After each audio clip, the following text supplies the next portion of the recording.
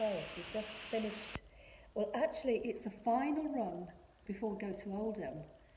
So no more practices. Nope. That's it now. Yep. That's it now. All done. All done. Yeah. So Lucinda, I'm going to hand over to you. Okay. So, how has it gone for you today? Would you say? It was really, really nice.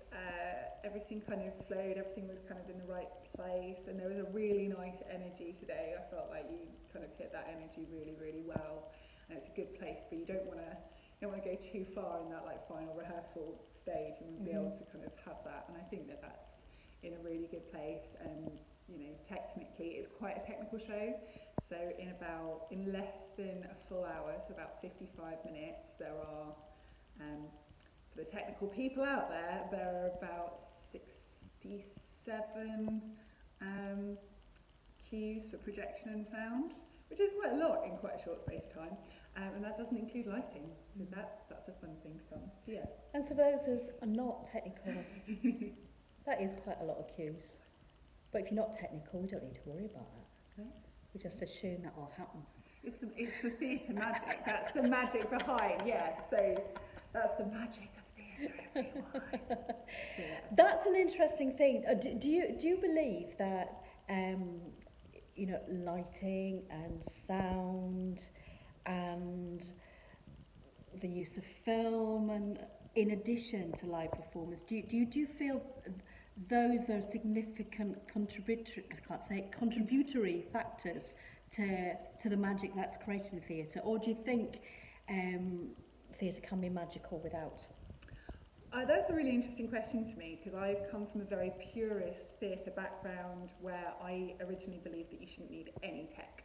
You shouldn't need anything to move people, because ultimately for me theatre is about the connection between the performer and the audience, and that is innate.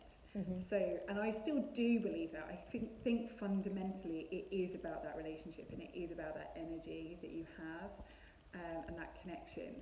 However, what I have come round to is the fact that there is something that can enhance it and can make it even more magical, and can develop it further. And I think what's really lovely in this show is that actually there is an exploration of that. The use of film is quite strong, and I really enjoy. I mean, I wasn't part of that initial development process, but I really enjoy the use of projection in this. It's not.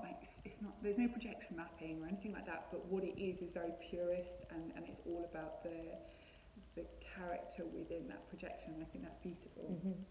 And I'm really glad that you said that, because for me, I really love those film moments as well. Yeah. I mean, not only does it give me a break, Yeah, she's not all there to hold. I can actually exit the stage, take a few deep breaths before I'm back on again. But actually, as I'm watching those films, for me, those are moments for magic for me.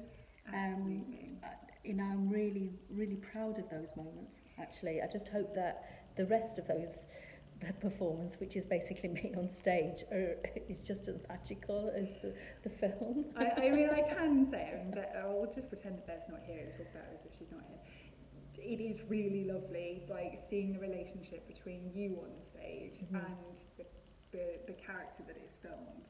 I don't want to give too much away because I'm not sure what else has been marketed, but like they're two sides of you and two ways of exploring the subject matter, and I think it's really clever, and I think it really balances nicely, and it could be really jarring, because it could be like, oh no, there's another projection, but it doesn't actually feel like that. There's this really nice interplay and balance.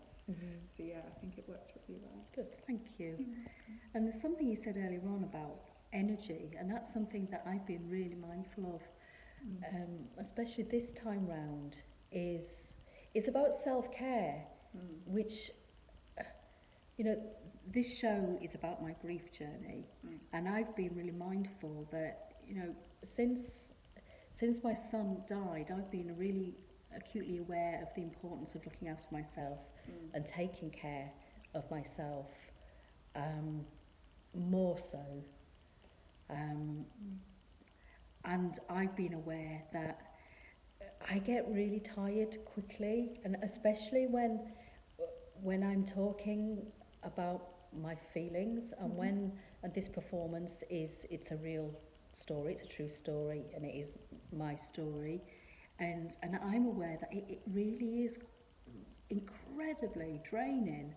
Um, and this time round, I've I've become acutely aware of the importance of self-care and being aware of like my limitations. But also it's made me think it's really important that I practice what I preach as well. Well, yeah, you do all of the kind of laughter yoga and all of the other things that you do, and actually it is really important. And I think within the arts as well, there is a movement to kind of think about how we operate a bit more, because for those of you that aren't artists out there, or theatre performers or work in that industry, like the call times, how long we work, and all of that kind of thing, it can be really excessive, and we want to create the most beautiful thing. We want to create the best thing we possibly can. So we just work and work and work and work.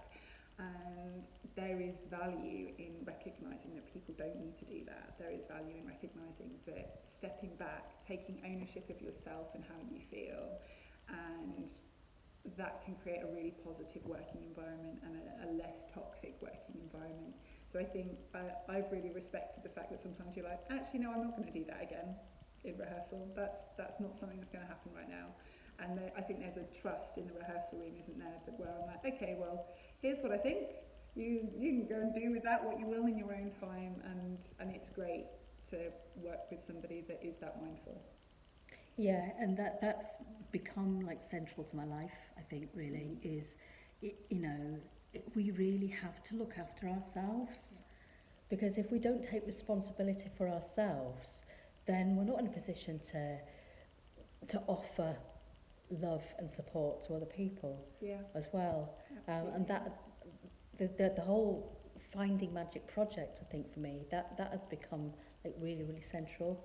Mm. Finding magic is about finding magic within you in order to spread it.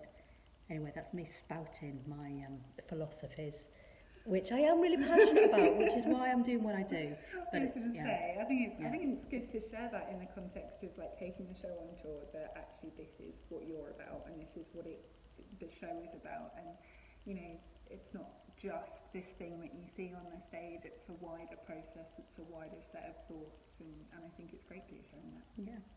So if you're in Oldham on Wednesday, or even in the north, Yeah, come, Manchester's not that far away. Liverpool's not that far away. Come on, come down. I'll see you there, or we'll both see you We'll see you there. there. And those of you know me, I do like cups of tea, but I do like prosecco. Just Just for the saying. record, just so that's out there. All right, let's go. Okay. Ta-ra. Bye.